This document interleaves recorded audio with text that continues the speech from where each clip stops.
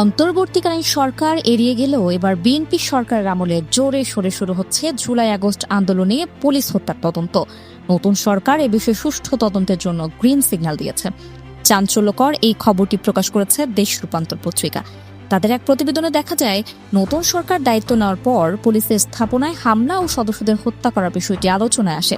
পুলিশের স্থাপনায় হামলা, আগুন ও সদস্যদের হত্যার ঘটনা তদন্ত করে মামলা করতে পুলিশ সদর দপ্তরে বিশেষ বার্তা এসেছে বলে দেশ রূপান্তর পত্রিকাকে নিশ্চিত করেছেন পুলিশ সদর দপ্তরের ঊর্ধ্বতন এক কর্মকর্তা। তিনি বলেন, প্রতিটি ঘটনার গভীরে গিয়ে এখন তদন্ত করা হবে।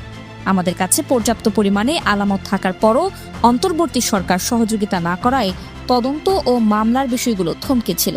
তিনি বলেন, মামলা হলে অনেক রাঘব বোয়াল ফেঁসে যেতে পারেন। নতুন স্বরাষ্ট্রমন্ত্রী বলেছেন, তদন্ত অবশ্যই হবে। ছাত্র জনতার অভ্যুত্থানের আগে ও পরে পুলিশের বিভিন্ন স্থাপনায় হামলা এবং অগ্নিসংযোগের ঘটনা ঘটেছে। দুর্বৃত্তরা থানা, ফাঁড়ি সহ পুলিশের বিভিন্ন স্থাপনায় হামলা চালিয়ে আগ্নেয়াস্ত্র লুট করার পাশাপাশি পুলিশ সদস্যদের হত্যা করেছে। লুট হওয়া আগ্নেয়াস্ত্র উদ্ধার হয়নি। লুটের ঘটনায় 5টি হামলা হলেও বেশিরভাগ ঘটনায় কিছু হয়নি।